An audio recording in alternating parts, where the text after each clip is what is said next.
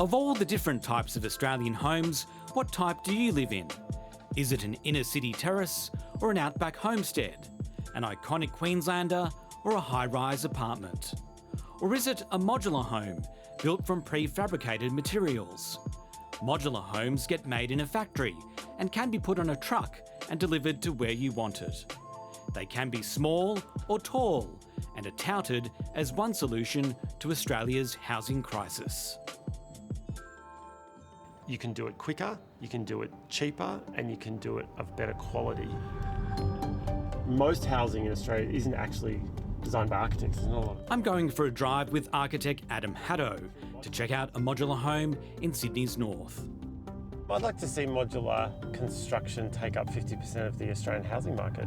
Places like Sweden have 90% of the housing delivered by modular means.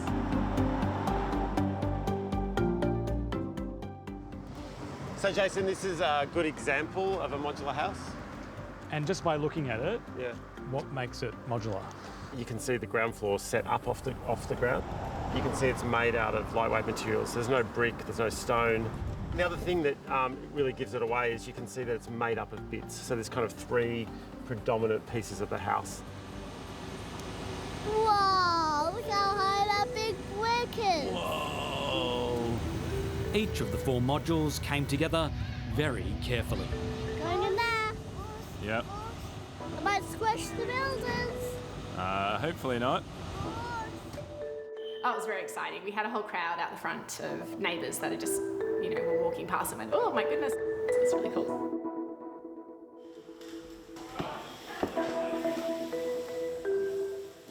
So this is the house. This is the house. Inside, the outcome is almost seamless. And you can see where they join just along this line. It's hard to believe. You wouldn't really notice that it's two modules here.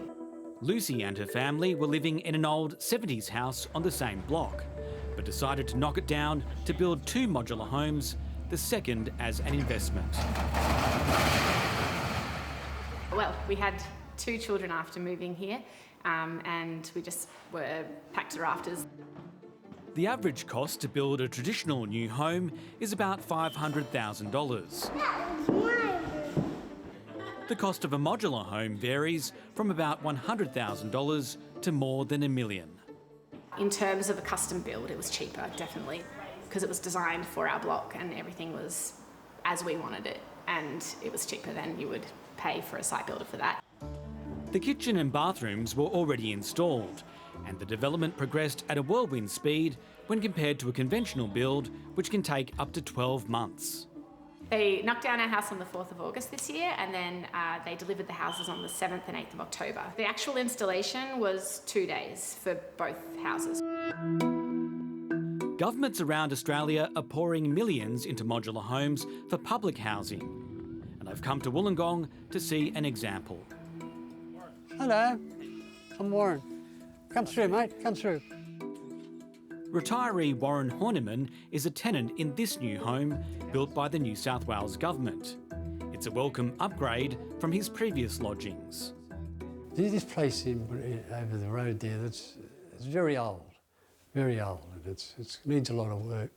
It's just new, it's modern, you don't need anything done to it. It's all here. It took 16 weeks to complete and is made up of two modules. It's been a talking point for some in Warren Street. They just look, stop and look, and they give me a wave and I give them a wave back. Hello! It's good because it's worth living here, you know? It's worth being alive. Do you know much about the construction of this house? Nothing. Absolutely nothing. I believe it come in on the back of a truck. The Minns government has pledged to build 2,200 modular homes over the next 6 years. But it's a modest contribution when you consider Australia's overall national target of 1.2 million new homes by 2029. Some modular manufacturers argue much more government investment is needed to supercharge supply. At this Brisbane factory, modular components like walls, floors and roofs come together.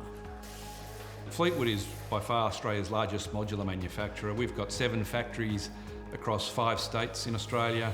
We've certainly got the capacity to build up to 3,000 homes a year with the existing factory footprint we've got now. Fleetwood supplies a variety of homes for worker accommodation and retirement villages. It's also been contracted by the Queensland Government to build 60 of the 600 homes it's pledged for public housing. Government certainly needs to, we believe, intervene in this sector. We believe that they need to help industry get scale. We believe that they should be partnering with industry to ensure that there's some common standard product that the industry can actually gear around and tool to. And I think that not only gives you the speed and the rapid ability to replace and replenish, but actually starts to pull the cost down significantly in modular. When it comes to privately built modular, the industry says developers have faced problems with complex regulations around the country. Take a fire rating for a medium-sized modular development made of timber, for example. We need more apartments. We need many more apartments. The difficulty is that using timber in residential apartment buildings is more difficult because it doesn't currently strictly comply with the fire codes. And so to make it quicker, we need to redress the fire codes to make it easier. In August, the federal government committed to remove some of the barriers facing modular. When Lucy started her build, the council was a bit puzzled.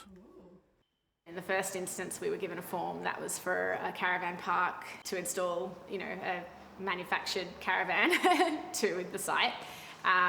So we had to work with council and work through all the confusion there. No. For Lucy, modular has given her family more room to grow and created a new home for someone else. We hope to be in by Christmas. I'm really looking forward to setting up the kids' rooms and having their own space and just build a house that we're really proud of.